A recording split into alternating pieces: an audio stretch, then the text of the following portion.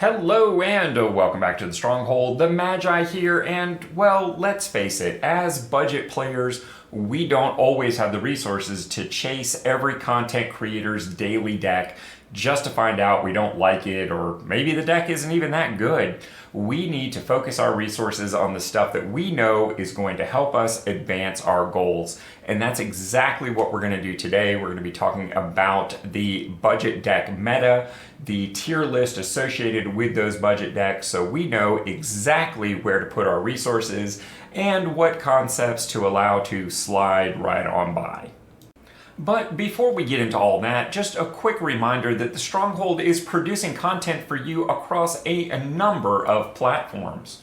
And Patreon has recently introduced an option where you can follow our content there without the need for any financial commitment. So even if you aren't ready to support the Stronghold is better positioned to support you. So you never miss out on a thing. Now, what were we talking about? Oh yeah, right. When I'm doing evaluations, I like to use what I lovingly refer to as the Eastwood rating system, breaking your choices down into 3 easy categories: the good, the bad, and the ugly. In order for a choice to get a rating of good, it's got to be above the moving average of all of the available choices. The bad, however, is actually still generally a playable option, so to speak, being within 1 standard deviation mathematically of having been a good choice. The ugly, however, is everything else that is left. It's not good. It's not even bad. These are the ugly choices that generally aren't even worth our time. Now, as is tradition, let's talk about those tier 3 bottom of the barrel ugly decks first.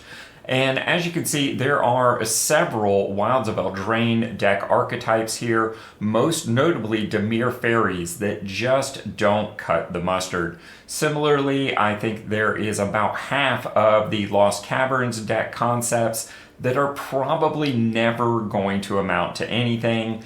The bottom line here is I don't recommend putting any resources whatsoever into these deck builds. More than likely, you're just never going to get a good return on those investments, and you could put those resources to much better use in some of the things we're getting ready to talk about right now. All right, so now let's flip the script a little bit and talk about some of those good decks. And when it comes to Wilds of Eldraine, the deck to talk about and consider is the Rats deck. And whether you're looking at mono black or some sort of Rakdos build, this is the premier deck to come out of Wilds of Eldraine. It is going to remain very budget friendly. It has good jump-in support for those newer players, as well as a very draftable archetype. And at the end of the season, this was running about a 56% win rate with a very budget version that, frankly, that win rate is only going to get better as we get more access to the signature rares for this. And at least one of those rares, Lord Skitter himself, is very good in a number of non-rat-based decks.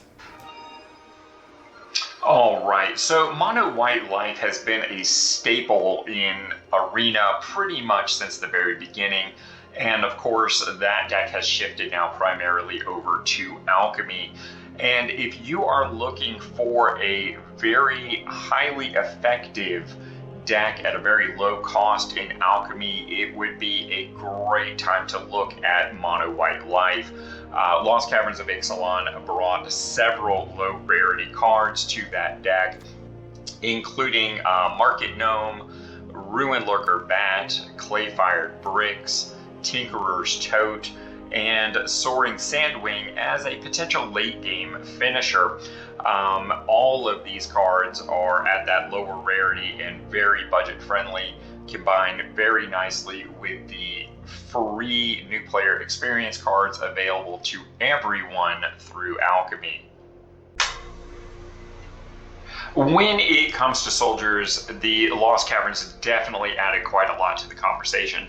I think most notably is the Warden of the Inner Sky, a 1 mana 1/2 human soldier.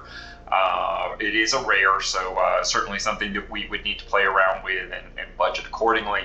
But what is so interesting is this is one of those cards that gets better the more counters that it goes into, and as I said, it is a soldier, so it kind of plays double duty potentially in both a white-based soldiers deck, whether that's mono white, the Azorius, or maybe even Boros, as we're getting ready to talk about, but also fits very nicely in the Be My One Plus, or excuse me, Be My Plus One deck, or BME for short.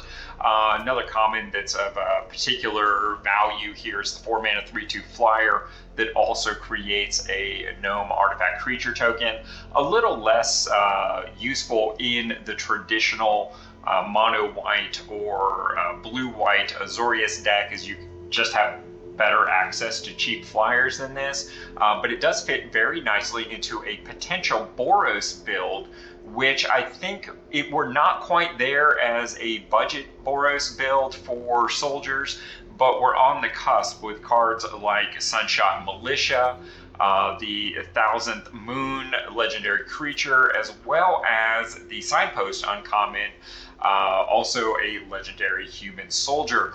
All of these are very, very good and kind of feed into that Boros soldier / artifacts matter deck that might very well be what we see next year as part of the new player experience starter decks for the 2025 budget year. So let's start the conversation off with mono blue, and of course for us budget players, that has a lot to do with mono blue control, and principally around the almost overhyped, feared card of Hadi Jin. I think everybody's familiar with this. At this point in the budget year, we know as free-to-play players, we're really not going to be getting any more packs of Dominaria United. I will say, though, however, that Hadi Jin is still available through the jump-in program, and of course, you might finish out your playset through redeeming golden packs. That having been said, if you don't already have a playset on this, it might be time to start considering using some wild cards, particularly if you're looking to fill out that mono blue control. Don't you love system messages? Beyond that, with regards to blue in general, with a particular interest of a Dominaria United slant, pay attention to Baldarian Hex Catchers as a Merfolk Lord that also allows you to sacrifice Merfolk to create a pseudo counterspell. And there is also the Valdalian Mindsinger out there. The two of these together could combine into some sort of Merfolk-based control deck. Of course, Merfolk right now are more or less a Simic build. So the first kicker on Mindsinger could be very easy. You could splash some red sources or something like that to get the second kicker, and potentially use your opponent's own offensive threat as your finishing board control kind of thing. And of course, while we're talking about mono blue control with regards to Lost Cavern, it really comes down to one main card here, and that's Confounding Riddle. This kind of bridges the gap. A lot of this deck is built between very few creatures and mostly cards that either counter your opponent's ability to put things on the board or drawing cards. And Confounding Riddle does a very nice job of doing both. And with the Hadi Jin, you could be doing these for as little as 1 blue mana, and that just gets absolutely disgusting. Of course, there are some other good blue cards, but this is the one I really think you need to have an eye on. And of course, an honorable mention for this category is the pretty incredible draw 2 situationally discard 1 card, 2 mana Chart a Course. A lot of us already have these in our collection, and this is an opportune time to add those if you don't. I'm not sure that this will ultimately make the best budget build for the mono blue control, but it is certainly in the conversation for now. Now, as much as I respect Mono Blue not only as a budget deck, but also as a meta deck alternative, I think the crown jewel of budget decks this season has got to be Gruul Dinosaurs. And this is kind of the basic budget build that I have come up with. The first column is just easy to come by commons, Burning Sun Cavalry, Poison Dart Frog, and Nurturing Bristleback. The second column is huge. This is all your uncommons, and pretty much everything here is dinosaur related, with the exception of Monstrous Rage from last season. I'm not sure that this is the ultimate last card to fill this slot, but I do think it's a very reasonable place to start. The ability to give something a short-term boost and a long-term trample is pretty much exactly what this deck is looking to do. The next column here is all the rares that you should have access to, either through your new player experience decks or through wise jumpstart selections. And of course we've got Bramble Familiar, Intrepid Paleontologist, and Llanowar Lone Speaker all in here as kind of a 4-pack of 2-drop ramp. Then we've got Gwenna, Eyes of Gaia, a 3-drop that produces not 1 but 2 mana, also available to you from your new player experience, along with a Rampaging Raptor. That's right, even if you haven't opened card number 1 from Lost Caverns, you do have dinosaurs in your collection. Then we've got Hulking Raptor, also available through the new player experience, as is Bone Horde Dracosaur and Trumpeting Carnosaur. These last 3 here all extremely significant. Hulking Raptor, of course, pays you 2 green in your first main phase of every single turn. Very, very good card. Dracosaur is a mythic upgrade, so not everyone's going to have this. And really with any of these cards, I wouldn't worry too much about what you have or what you don't have. This just gives you an idea of what may be lurking in your collection, and then you can just fill in the ones that you have 1 or 2 of, etc., etc. Trumpeting Carnosaur is a great early game as a, well, somewhat overcosted but very flexible removal piece. And late game, it just comes down as a 7/6 trampler and discovers 5, so can do really dumb things there. The next column here are basically 3 higher rarity cards that you may or may not have, but are certainly things you want to have on your radar for this deck. The first is the Red-Green Dual Land, which of course not only fits the color pie of this deck, but because it becomes a dinosaur creature as a quote-unquote man land, it fits the theme of this deck very, very nicely. One of the more important cards that makes this deck even more aggressive is Pugnacious Hammerskull, a 3-mana 6/6. It does have a potential downside. If it attacks and you don't have another dinosaur, put a stun counter on it.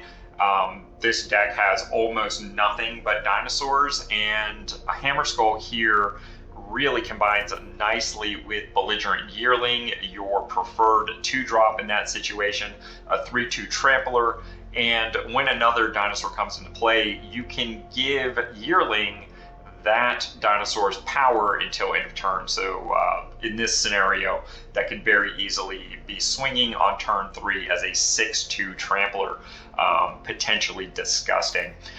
Beyond that, one that almost none of us are going to have unless we just got very lucky with some packs, or have already invested a wild card, and that is Atali Primer Conqueror. This card is just ridiculous. It is also the commander for what has been one of the the most popular Brawl deck for at least 6 months here. So if you don't have one of these, I do think this is a very good investment for a single rare wild card, and strongly worth considering. As is usual with these budget decks, the land grouping is just very, very basic. In fact, 16 basics, 7 mountains, 9 forest. Of course, that is going to adjust according to what is in your library and what decisions you make to rebalance this. Copper Line Ridge is the red green dual land from this year's new player experience. Secluded Courtyard is a tribal-esque, typo-esque land, so you can bring this into play, name Dinosaur, and use it to provide mana for all of your dinosaur creatures, which is the vast majority of what's in here.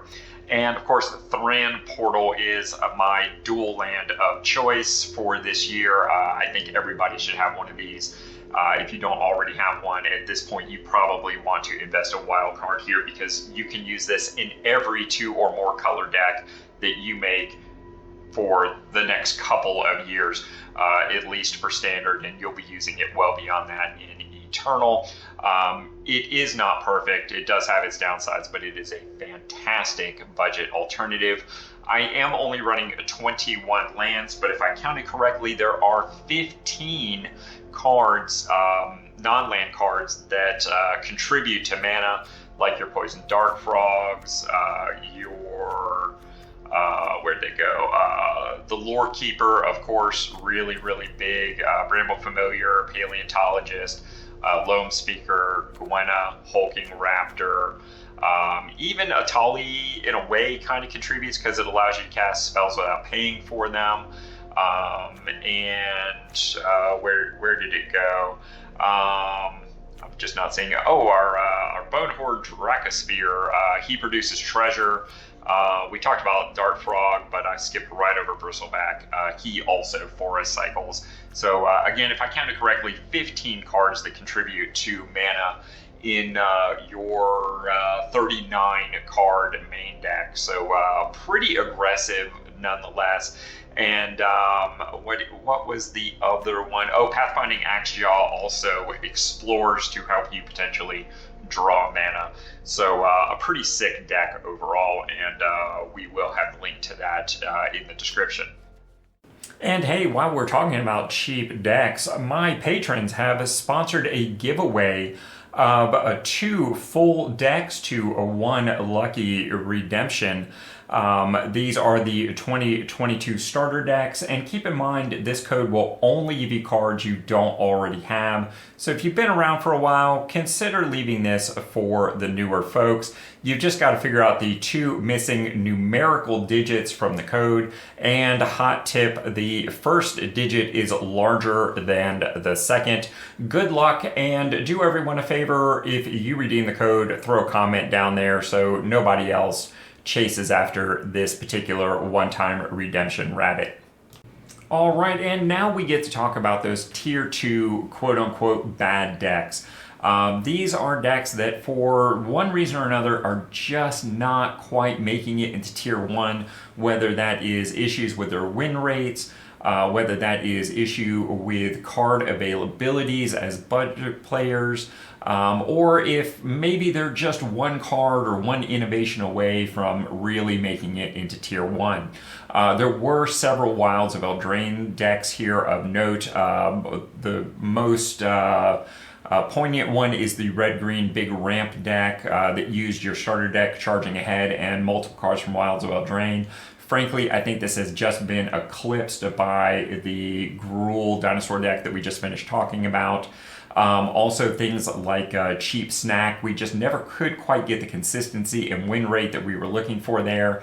And unfortunately, because it's a food-based deck, I'm just not really expecting that to get much better.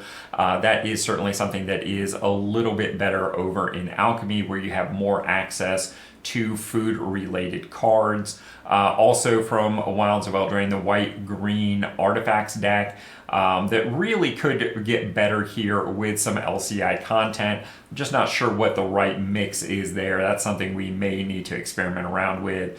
And of course, the blue-red Bad Apprenticeship built from Arcane Aggression and Wilds of Eldraine's cards just never quite got there, but again has more potential in Alchemy because of some very budget-friendly uncommon additions to the archetype there. LCI is kind of a similar story. The blue-red artifact pirate loot deck, the blue-green explore deck, as well as the red-white artifact tap deck, all appear to just be missing a little bit there. We might see a brand new deck emerge here as a mono white artifacts deck based on the large number of useful artifacts available with Lost Caverns. And everything else here is, again, just missing a little something. Overall, I would not prioritize these decks, but if you have addressed all of your tier 1 needs, this is a good place to kind of start putting in any of those leftover secondary resources that you might have, although in some cases you might simply want to hold those for future expansions. Wait, what's that you said? You didn't catch all that? Well, no worries, because there's a link down in the doobly-doo that will take you to the spreadsheet that I use to power this analysis for this video. But what you need to make sure you do is go into File and make yourself a copy. That way you can go in and make it all your own, whether you disagree with my analysis, results, or techniques, or maybe you just don't like my choices in colors and fonts. You can make it all your own.